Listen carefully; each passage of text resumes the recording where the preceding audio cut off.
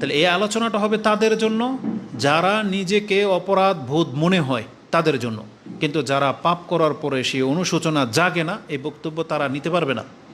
তা আজকে আসুন, আল্লাহ সুবহানাহু ওয়া তাআলা যে বলেছে ফাফিরু ইলাল্লাহ, তোমরা আল্লাহর দিকে ফিরো, বা আনিবু ইলা রাব্বিকুম, তোমাদের রবের দিকে অভিমুখী হও, এইটা মূলত সেই ব্যক্তির জন্য যে নিজেকে অপরাধী মনে করে। তাহলে তার অনুশোচনা দরকার আছে। সে এটা ডাকে সাড়া দেবে না, তাহলে আমাকে তওবা করা উচিত, আমাকে ফিরতে হবে। সে ফিরবে, সে উপায় খুঁজবে। কারণ একজন ব্যক্তি উপায় কখন খোঁজে? যখন সে নিজেকে বিপদে দেখতে পায়। যেই ব্যক্তির ঘরে খাদ্য নাই, তার খাদ্যে গ্রহণ করার ওয়ে সে খোঁজে, সাবাব খোঁজে। কিন্তু যার প্রয়োজন নাই সেগুলো সাবাব খুঁজবে না। যেমন ঘরের কর্তা যেইভাবে আগামীকাল নিয়ে চিন্তা করে, ঘরের বাচ্চারাও কি সেভাবে চিন্তা করে? চিন্তা করে না। ওর এতে হেডেকই নেই, কারণ ও জানে যে ঘুম থেকে উঠলে আমার মা আমাকে রুটি দেবে, আমার ভাত দিবে, বাবা সেই কাজে ব্যস্ত। ওর এই কিন্তু টেনশনটা নাই। তার মানে যার যেটা ঘাটতি আছে সে সেটা নিয়ে চিন্তা করে। এটা হচ্ছে নেচার। তাহলে আমরা যারা দিনের পর দিন এইভাবেই সবার মতো করে মিশে যাচ্ছি, তাহলে আমাদের কিন্তু ফিরে আসার সেই চিন্তাটা নাই। কিন্তু যেই ব্যক্তি অনুশোচনা জাগবে যে আমার রবের কাছে আমাকে ফিরতে হবে, আমাকে আল্লাহমুখী হইতে হবে, আমার দিনের উপরে টিকে থাকতে হবে, পরিস্থিতি যাই হোক না কেন, এই ব্যক্তি উপায় খুঁজবে যে কিভাবে আমি হালাল পথে থাকবো, আমার উপায় লাগবে। কিভাবে এই সমাজে এই সমস্ত মানুষগুলো আল্লাহ থেকে বিমুখ হয়ে আছে, খেলতামশা নিয়ে ব্যস্ত, আমি কিভাবে দিনের উপর টিকে থাকব, সেই ব্যক্তির উপায় খুঁজবে। তাহলে আজকের বক্তব্যটা হবে তাদের জন্য যে সত্যিকার অর্থে এটা রিয়ালাইজ করতে পারতেছেন যে আমরা ভুলের পথে আছি, এখন আমাদেরকে তওবা করা উচিত, তাদের জন্য। তাহলে এই ব্যক্তিরা কিভাবে টিকে থাকবেন? তাহলে আমাদের প্রথম লাগবে ইচ্ছা শক্তি, যেটা হবে আজকের বক্তব্যের সবচেয়ে ইম্পর্ট্যান্ট পয়েন্ট। সেটা কি? আপনি আর আমি যদি আল্লাহমুখী হতে চাই, তাহলে আমাদের আল্লাহর এই ডাকে সাড়া দিতে গেলে প্রথম লাগবে ইচ্ছা। কি ইচ্ছা? যে আমি ভালো হব, আমি ইসলাম পালন করব, আমি বেদিন হব না, এই ইচ্ছাটা লাগবে। আমি দাড়ি রাখবো, আমার প্যান্ট টাকনার উপর তুলবো, আমি 5 ওয়াক্ত নামাজি হব, আমি 1 ওয়াক্ত ছাড়বো না, মরে গেলেও ছাড়বো না, আমি হালাল খাবো, পর্দাসীন একটা মেয়েকে বিয়ে করব, এটা আপনার ইচ্ছা লাগবে প্রথম। আমি আমার ওয়াইফকে যে কোনো মূল্যে হোক পর্দা করতে বাধ্য করব, আপনাকে প্রথমে এটা ইচ্ছা লাগবে। কেন ইচ্ছা লাগবে? কারণ না হলে আপনি কিয়ামতের মাঠে আল্লাহকে কথা বলতে পারবেন না যে আল্লাহ যদি আমাকে হেদায়েত দিত তাহলে তো আমি মুত্তাকি হয়ে ফিরতাম। যেমন কোরআনে আল্লাহ সুবহানাহু ওয়া তাআলা উল্লেখ করেছেন, এটাও সূরা জুমারে আপনি পেয়ে যাবেন। আল্লাহ সুবহানাহু ওয়া তাআলা আমাদেরকে বলেছেন যে এমনটা যেন না হয় কিয়ামতের মাঠে তুমি এসে বলবা যে আও তাকুল লাউ আন্নাল্লাহা হাদানি লাকুনতু মিনাল মুত্তাকিন, যদি আল্লাহ দুনিয়াতে আমাকে হেদায়েত করতো তাহলে তো আমি মুত্তাকি হয়েই ফিরে আসতাম, তাহলে তো আমি আর জাহান্নামী হই না। কিন্তু আল্লাহ সুবহানাহু ওয়া তাআলা কিন্তু আমাদেরকে হেদায়েত করেছেন, আল্লাহ কিন্তু আমাদেরকে সঠিক পথ দেখিয়েছেন। আপনি খুব সূক্ষ্মভাবে লক্ষ্য করলে দেখতে পাবেন অতীতের যে কোনো আসমানি কিতাব নবীদের উপরে নাজিল হয়েছে সেগুলো আবার বিলুপ্ত হয়ে গেছে, কিন্তু আমাদের নবী তিনি আমাদের কাছ থেকে বিদায় নিয়েছেন, কিন্তু তার উপরে যে কিতাবটা নাজিল হয়েছে এটা আল্লাহ কিয়ামত পর্যন্ত আমাদের কাছে রেখে দিয়েছেন। যেই কিতাব পেয়ে মুহাম্মদ সাল্লাল্লাহু আলাইহি ওয়াসাল্লাম রাসূল হয়েছেন, যেটা ছিল আল্লাহ পর্যন্ত পৌঁছানোর মাপকাঠি, সেই কিতাবটা অক্ষত অবস্থায় ওইভাবে আছে যেইভাবে সাহাবায়ে কেরামরা এর উপরে জীবন গড়েছিল। তাহলে ওই কিতাবটাই তো মূল, যেটার উপরে ভিত্তি করে তারা সাহাবায়ে কেরাম হয়েছেন, আল্লাহওয়ালা হয়েছেন। তাহলে ওই কিতাব, ওই থিওরি তো আপনার আমার পকেটে, তাহলে আমার আপনার চরিত্র কেন তাদের মতো হচ্ছে না? কেন হচ্ছে না?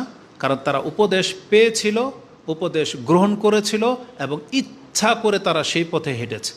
আর আমি আপনি উপদেশ তো দেওয়া হচ্ছে, কিন্তু উপদেশ আমরা নিচ্ছি না, ইচ্ছা করে সেগুলো গ্রহণ করতেছি না। তাহলে এখানে আমাদের ইচ্ছাটা হচ্ছে সবচেয়ে বড় মূল ব্যাপার। যে আপনি যদি ইচ্ছা করে ফজর নামাজ পড়তে চান তাহলে আপনার দ্বারা সম্ভব। আপনার বাপ মা তো আপনাকে ডাকে, অ্যালার্ম তো আছে, আপনি কেন সেট করেন না অ্যালার্ম? আমরা যদি প্রত্যেকটা মুসলিম ভাইয়ের মোবাইলকে চেক করতে বলি, আমার মনে হয় না বর্তমানে কেউ অ্যালার্ম দিয়ে ঘুমায়, কারণ ওর ইচ্ছাই নেই। অ্যালার্ম ওই ব্যক্তি দিয়ে ঘুমাবে যার ইচ্ছা অন্তত আছে যে আমি ফজর জাগবো, সেই ব্যক্তি অন্তত এটা দিবে। কিন্তু যার ইচ্ছা নাই তার এটার প্রয়োজন বোধ হয় না, ওরা ডাকলেও উঠবে না। তার মানে ইচ্ছা লাগবে। কারণ আপনি আল্লাহকে কথা বলতে পারবেন না যে আল্লাহ তুমি যদি আমাকে হেদায়েত করতো তাহলে আমি হেদায়েত পথে আসতাম। এখন মূল হলো আমাদের ইচ্ছা। আর ইচ্ছা যে লাগবে, কোরআনে কিন্তু আল্লাহ সুবহানাহু ওয়া তাআলা এটা বলেছেন। যেমন আল্লাহ সুবহানাহু ওয়া তাআলা বলেছেন আমি তোমাদেরকে রাস্তা দেখিয়ে দিয়েছি, ইন্না হাদাইনাহু সাবিলা ইম্মা শাকিরান ওয়া ইম্মা কাফুরা। এখন তুমি হয় আমার শুকরগুজার বান্দা রূপে থাকো অথবা তুমি না শুকরিকারী হয়ে যাও, এটা তোমার ইচ্ছা, আমি এখানে ইন্টারফেয়ার করব না। মানে একজন লোক দুইটা হাত, তো ধরেন এক হাত দিয়ে সে হালাল খাচ্ছে, হালাল কিন্তু অটোমেটিকলি উঠে যাচ্ছে, যেমন এটা হালাল। আল্লাহর ক্ষমতা কি বা আল্লাহর হুকুমত্ব কি? আল্লাহ যদি চাইতেন যে হালালটা আমাকে হাত বাড়াইতে হবে না, অটোমেটিক আমার মুখে চলে আসবে, তাহলে উঠে আসতো। আর হারামটা চাইলেও আমি আর আপনি তুলতে পারবো না, তাহলে আমাদের হাত ব্লক হয়ে যেত। আল্লাহ যদি চাইতেন তো সবার চরিত্র একরকম হইতো, কিন্তু আল্লাহ এটা কেন করেন নাই? আল্লাহ দেখতে চাচ্ছে সবার হাতকে আমি স্বাধীন করে দিলাম, এখন আমি দেখতে চাই কার হাতটা স্বেচ্ছায় হালাল দিকে যায়, কার হাতটা স্বেচ্ছায় হারাম দিকে যায়। তখন তার উপর আমি বিচার করব এবং পুরো পৃথিবীর মানুষকে দেখাবো যে এই লোকটা ইচ্ছা করে আমার গোলাম হয়েছে, ইচ্ছা করে সে আমার পথে এসেছে। রাসূলুল্লাহ সাল্লাল্লাহু আলাইহি সাল্লাম কি ওই লোককে বলেনি কুল বিয়ামিনিক, তুমি তোমার ডান হাতে খাও? সে কি বলেছিল? লা ইয়াস্তাতিয়া রাসূলুল্লাহ, আমি পারবো না বা আমি সক্ষম নই। রাসূল কি বলেছেন? লাস্তাতাত, তুমি কিয়ামত পর্যন্ত পারবে না। কারণ সে অহংকার করে বলেছিল যে আমি পারবো না।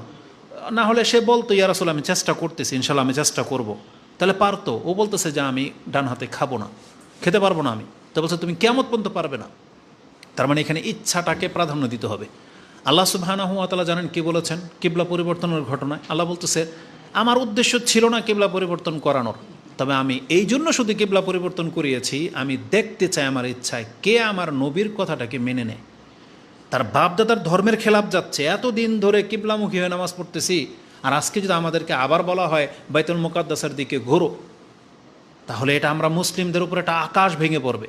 কিন্তু এটা আমি কোলে হয়তো মানবেন না, সেটা ভিন্ন জিনিস, কিন্তু আমাদের যাকে নবী হিসেবে মেনে নিচ্ছেন, যে নবী উনি আল্লাহর রাসূল, তাহলে ওনার কথা মানতে আমি আর আপনি বাধ্য। বাপদাদার ধর্ম কোনো নিজের কল্লা পর্যন্ত পড়ে যাবে, কিন্তু নবীর কথাটা মানতে হবে। আর সাহাবা একরামরা এটা করে দেখাইতে পারছিলেন। এটাই আল্লাহ প্রমাণ করতে চেয়েছিলেন যে আমি দেখতে চাই কে মাইয়াত্তাবিউর রাসূল, কে রাসূলের ইত্তেবা করে। এটা হচ্ছে আল্লাহ সুবহানাহু ওয়া তাআলার মূল উদ্দেশ্য। তো আল্লাহ সুবহানাহু ওয়া তাআলা বেশ কিছু কারণ ঘটিয়েছেন বা আমাদের মাঝেও ঘটবে। যেমন ভাই যেটা বলেছেন, ফিতনার সময় আমি আর আপনি কিভাবে টিকে থাকব। আপনি কি জানেন ফিতনা কী জিনিস? ফিতনা কিন্তু বড় নেগেটিভ কোনো কিছু না, এটা পজিটিভ একটা জিনিস। ফিতনা নিয়ে যেমন আল্লাহ বলেছেন ইন্নামা আমওয়ালুকুম ওয়া আওলাদুকুম ফিতনা, ফিতনা তোমাদের সন্তান সন্ততি তোমাদের সম্পদ। অথচ এই ফিতনা ছাড়া আমাদের আর কোনো সম্পদই নেই। আমরা এটাকে সবচেয়ে বড় সম্পদ মনে করি, সম্পদ আর সন্তান, এই দুইটাই হচ্ছে আমাদের সবচেয়ে চাহিদার বিষয়। আর আল্লাহ বলেছেন এটা ফিতনা, তার মানে আমরা ফিতনার অর্থ বুঝি নাই।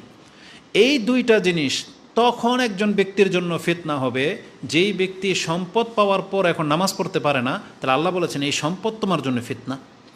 যেই সন্তান পাওয়ার জন্য সে শিরিক করে, তাহলে এই সন্তান হচ্ছে তার জন্য ফিতনা। কিন্তু এই সন্তান কিন্তু তার জন্য ফিতনা ছিল না, কিন্তু ও ফিতনার কারণ বানিয়েছে সন্তানকে। যখন সন্তান হচ্ছেই না, চিকিৎসা করে শেষ, এখনও শিরক পর্যন্ত করতে বাধ্য হয়ে গেছে, তাহলে এটা এই সন্তানের কারণেও ফিতনায় পড়ে গেছে। আবার অনেক সময় সন্তান পাওয়ার আগে সে শিরক করে নাই, কিন্তু সন্তান পাওয়ার পরে সে শিরকে লিপ্ত হয়েছে। কীভাবে?